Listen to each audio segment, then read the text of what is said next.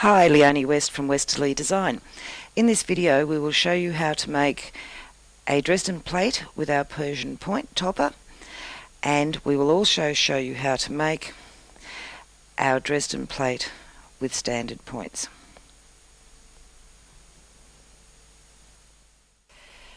We are going to be using the 8-point Westerly Dresden plate. The advantages to the Westerly Dresden is that we have the locking fabric guide, and we can make 6-inch plates, 7-inch plates, and all the way to 12-inch plates. The plates are designed to fit inside a 12-inch block with about half an inch all the way around to the edge of the block. So I'm going to set this one up at 12, tighten the screws. I'm now going to cut strips of fabric to the same sizes from here to here. So I'm going to take the 18-inch adjustable ruler, put my plate upside down, loosen the screws on the guide. I'm going to put black to clear and black to clear underneath. Go to the other end and black touching clear, and I always come back and do the first end again. So now my ruler is set to cut strips of fabric the same measurement for the plate. I'm now going to cut a strip of fabric. This fabric already has a straight edge, so I'm just going to put the guide to the edge, hold it down at the front and cut my strip. For this plate we are going to cut 2 different fabrics and 4 plates of each. So I'm going to cut another strip of fabric,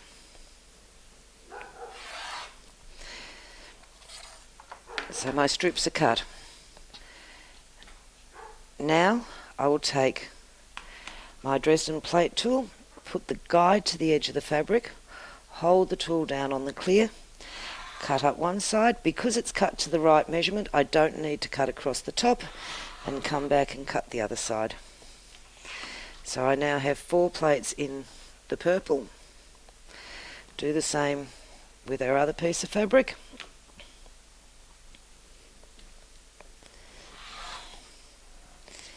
I find cutting this way much safer than cutting that direction. So it's as easy as that, and I've got 8 plates cut.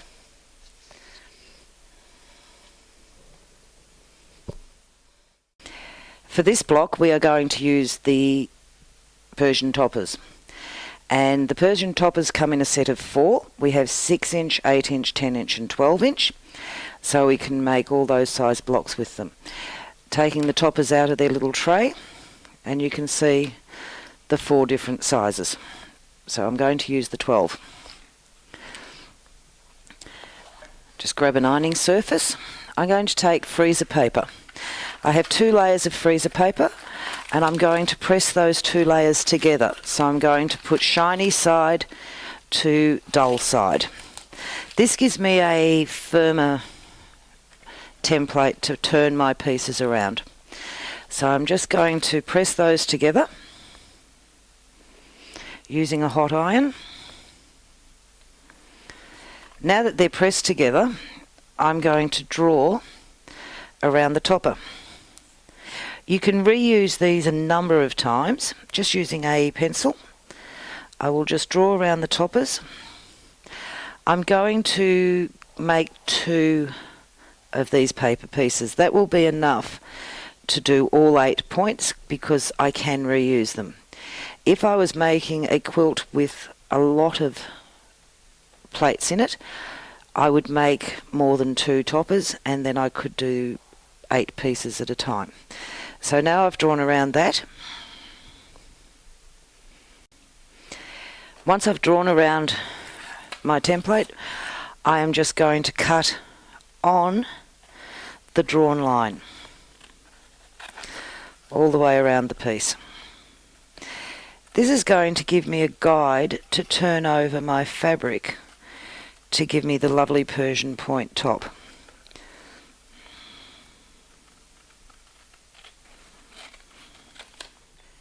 We now want to cut our fabric away from around our template, and we're going to cut approximately 1/4 of an inch. This does not have to be accurate. This is going to be turned under. So we just take off those extra pieces. Because on the Persian we have a curve coming here and coming back into the point, this is our concave curve. When we have a concave curve, it does help if we put a couple of nicks into the curve, just 2 or 3. That will help that curve to come over. We can turn this over and press it over. I like to use starch, so I've just sprayed spray starch into a container.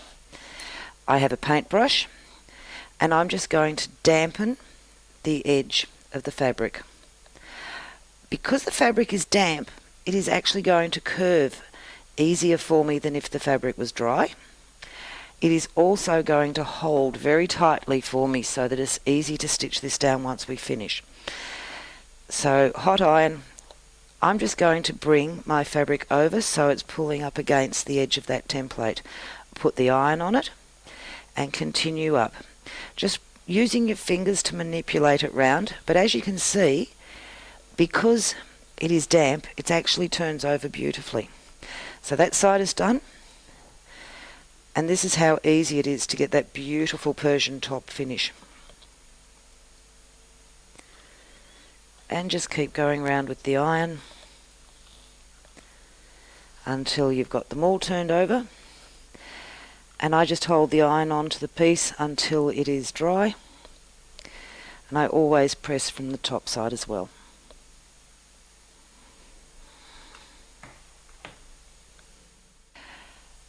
Once we've pressed the top over, we need to remove the paper, and the paper just comes out by giving just a little simple pull.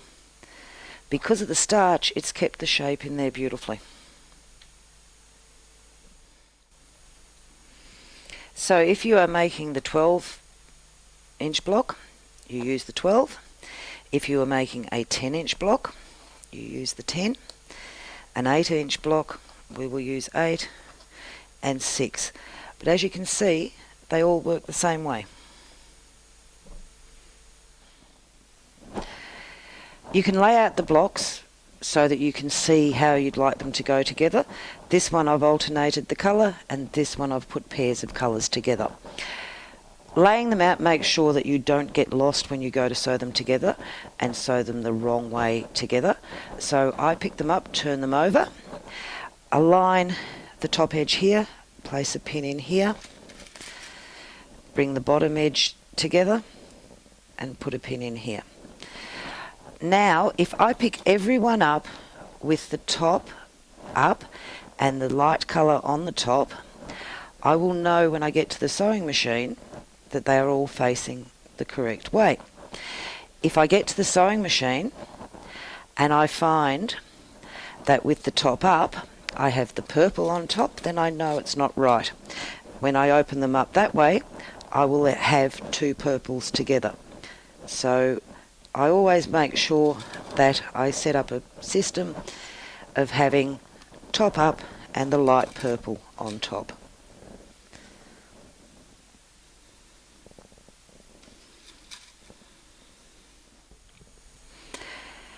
I have now sewn my pieces together. I've started on a waste fabric to take care of any knotty bits and daggy end threads that I might have. And every piece has been chained together very closely. You can see how close these chains are. So that when I go to cut them apart, I've got 1 thread to snip and my pieces come apart with 1 thread being cut. And I don't have lots of threads to trim off later, threads to get caught in my pieces when I'm sewing them together.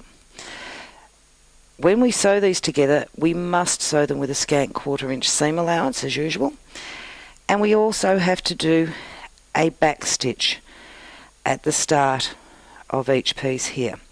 We don't need to back stitch at the other end. We're going to sew our circle in the centre over that. This one we do need to put a back stitch in.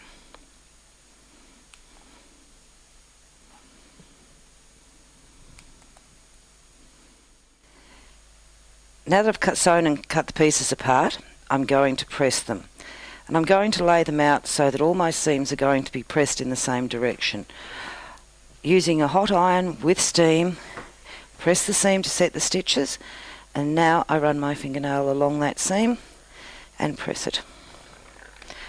Because I've laid them out how I want them to go, I know that all my seams are going to be pressed in the same direction.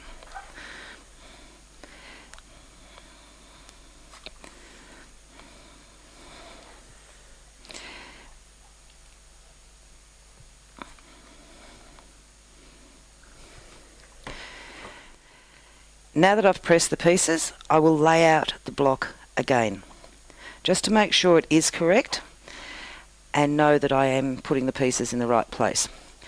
I'm going to pick them up in pairs and pin them together again.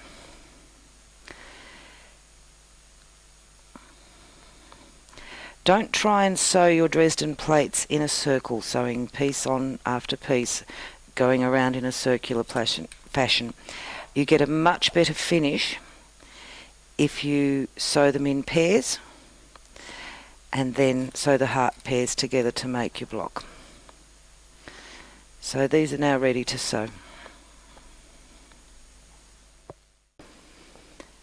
We've sewn the seam, we've back stitched again at the top, press the seams again to set the stitches and open them out. And that is half of our Dresden plate. And here is the other half. If we wanted to, we could actually put this into a block just using the halves. Have a half facing each direction. We could have 4 in a larger block and have them coming opposite, putting our little circles over the centres and then sewing them into the seams. We could also use quarters of the Dresden plate. So we could make a block and have the quarters in the corner coming in, and then you could put a smaller plate in the middle. We will pin these together and sew them. So now we've sewn the final seam, and again we've back stitched at this top piece. I always sew from that piece to the centre. So on this one I would start here and sew here, and on this one I would start here and sew down to here. I'll now just press those 2 seams.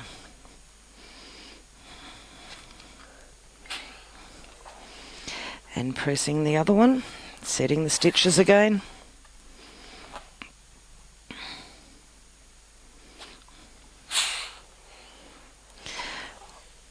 All my seams are pressed going round in one direction, and my Dresden plate block centre is finished. We now need to cut fabric for those blocks to sit on. So I'm going to cut a 12.5 inch square, and I'm going to use my 12.5 inch ruler. So I'm going to set it up to 12.5 inches. Lock the guide. Because my fabric has to be wider, I'm actually just going to fold this piece over. Seam allowances are together, so I'm straight there. Put my ruler over the fabric, over the seam allowance. Line up one of the lines with the fold, and that's my first cut. I can then open it up, and we're working with 1 layer of fabric here. 1 layer of fabric is actually a lot harder to cut multiple layers. So guide to the edge.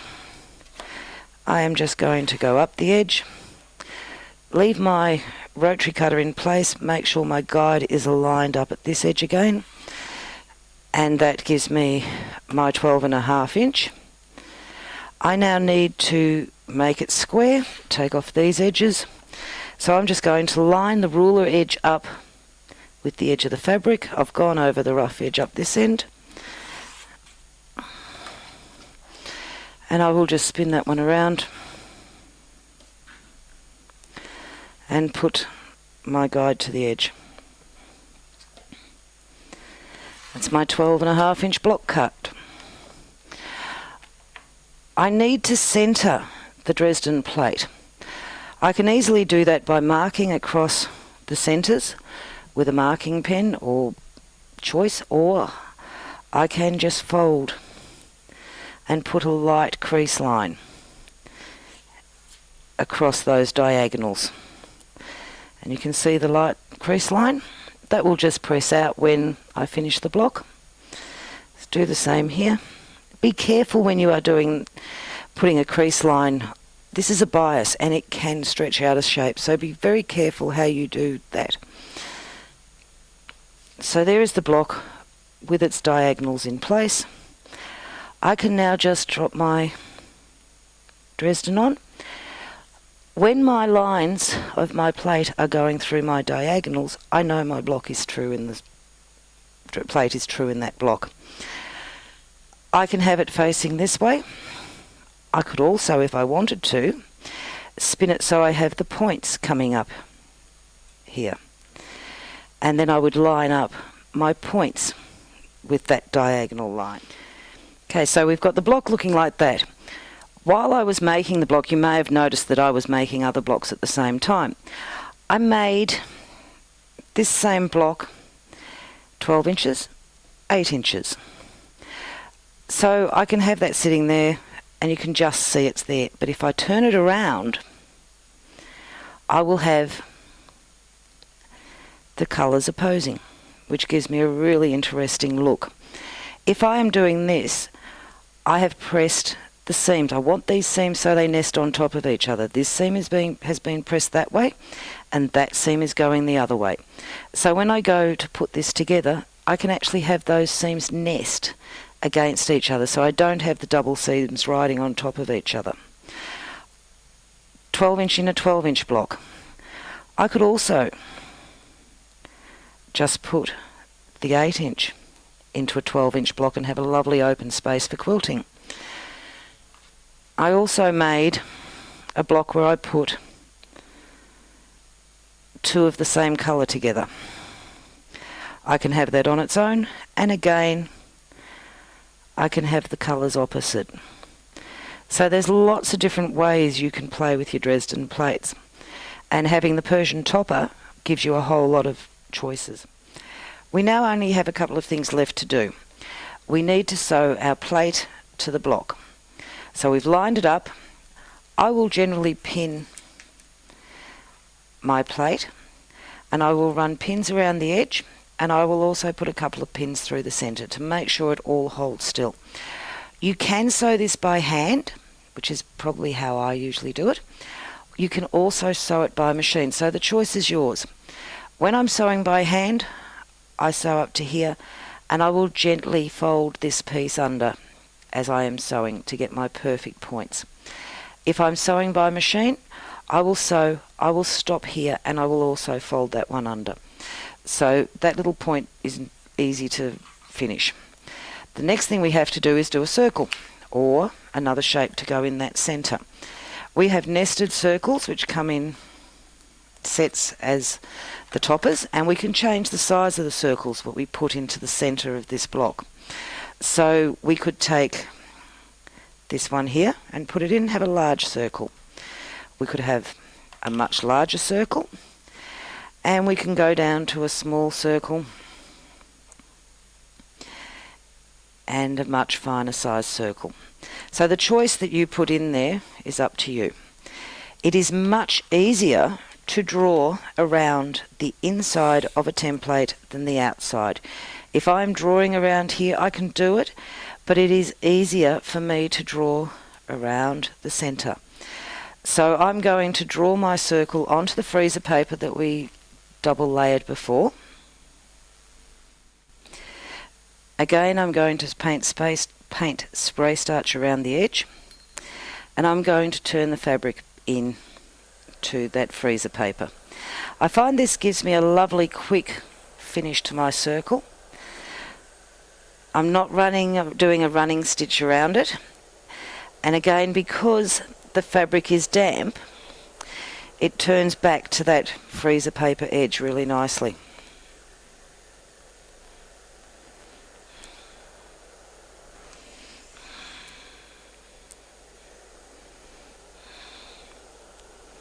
You can do this method with lots of shapes. You could do it with leaves, you could do this method with flower petals. and it's an easy way to learn needle turning.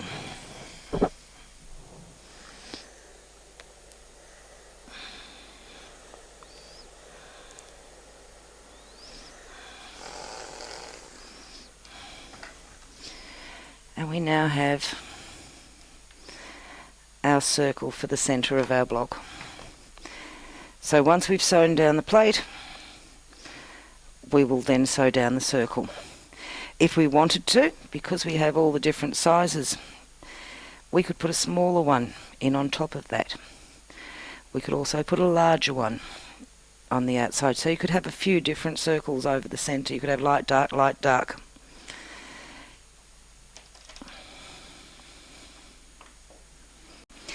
So we've made a block using our 8-point Dresden plate, our Persian topper, and our nested circles.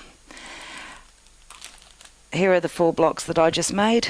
I hope you've enjoyed learning about our westerly Dresden plate, and in the next lesson we will be doing a 20-point plate with different size pieces, giving you an oval block.